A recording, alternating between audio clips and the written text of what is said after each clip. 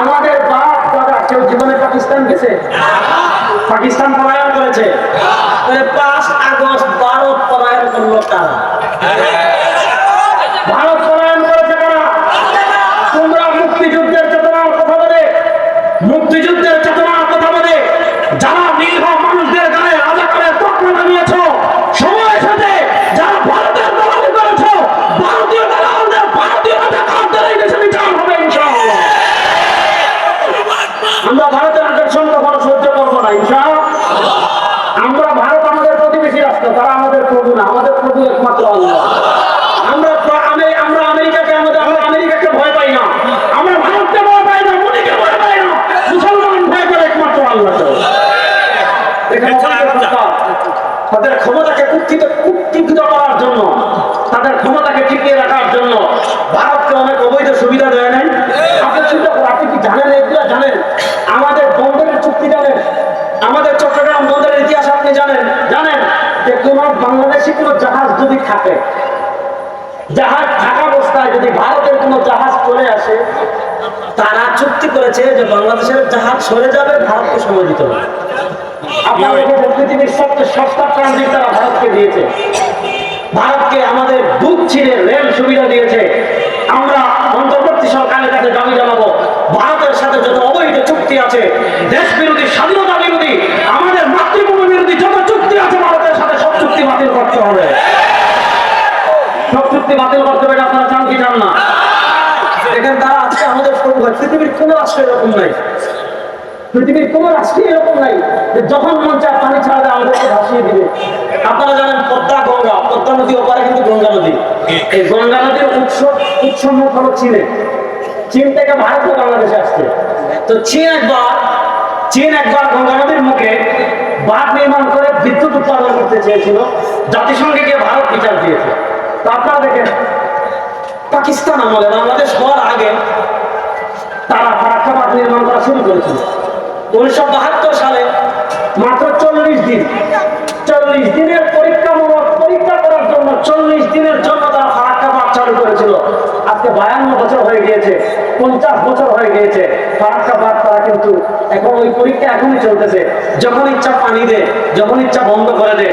শীতকালে আমাদের পানির প্রয়োজন, আমাদেরকে পানি দেয় না। বর্ষাকালে আমাদের পানি নেই, আমাদের পানির প্রয়োজন নেই। আমাদের বৃষ্টি, নদী নালা এমনি ভরে থাকে, তখন তারা পানি ছেড়ে। কোনো বছর সিলেট ডুবে, কোনো বছর উত্তরবঙ্গ ডুবে, এবছর ফেনী, কুমিল্লা, নোয়াখালী এইটা ডুবেছে। প্রত্যেক বছর তারা পানি ছাড়বে, বন্যা হবে, আর আমরা প্রাণ নিয়ে যাব। এই খেলা আমরা দেখতে চাই না। ভারতের দাসত্ব আর আমরা করতে চাই, ভারতের গোলামি আর আমরা করতে চাই। ভারতকেও বুঝতে হবে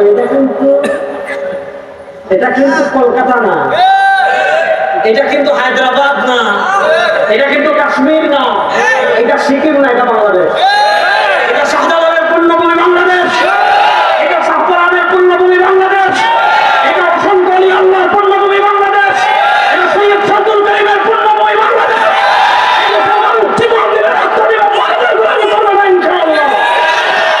ইনশাআল্লাহ ভারতের গোলামি করবে না ইনশাআল্লাহ। সুতরাং কথা শেষ। মনির ভাই চলে আসছে মানে আমার লাল বাতি জ্বলে গেছে, বলেন নাই? মনির ভাই আসা মানে আমার লাল বাতি জ্বলা। লাল বাতি জ্বলার আগে শেষ কথা বলি, আজকে দেখেছেন বৈষম্য বিরোধী ছাত্র আন্দোলন হয়েছে, আমাদের হাজারের অধিক ভাই শহীদ হয়েছে, শাহাদাত বরণ করেছে। যারা শহীদ হয়েছেন, মুসলমান যারা শহীদ হয়েছেন, আমরা দোয়া করি আল্লাহ রাব্বুল ইজ্জত ওয়াল জালাল তাদেরকে জান্নাতের উচ্চ মাকাম নসিব করুন। যারা তাদের খুনের সাথে জড়িত, আমরা দাবি করছি এই বাংলাদেশে তাদের সর্বোচ্চ শাস্তি প্রদান করতে হবে। যে বিষয়টা বৈষম্য বিরোধী ছাত্র আন্দোলনের পর নতুন একটা বাংলাদেশ এনেছে।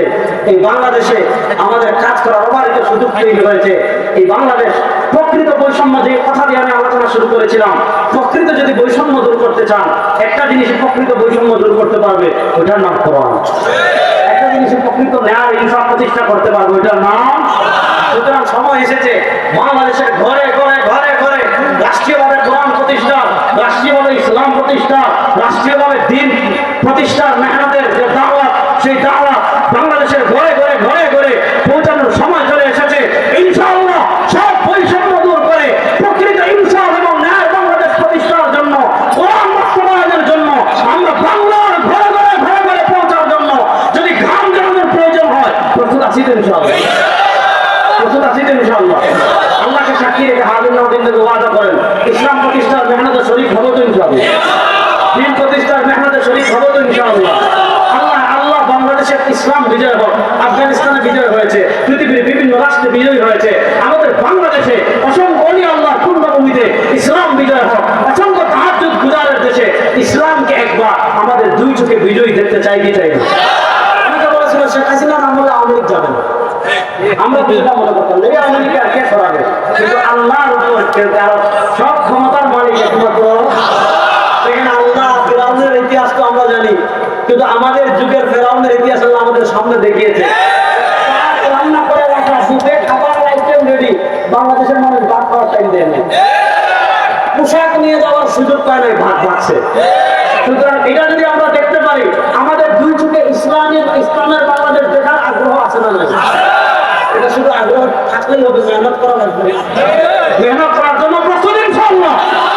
আল্লাহ সবাইকে কবুল করুন, সকলের আমিন। ইলা শাক্তু মিনাল্লাহ ওয়া ইন আখতাতু ফামিন্নি ওয়া মিনাশ শাইতান। সুবহানাকাল্লাহুম্মা বিহামদিকা আশহাদু আল্লা ইলাহা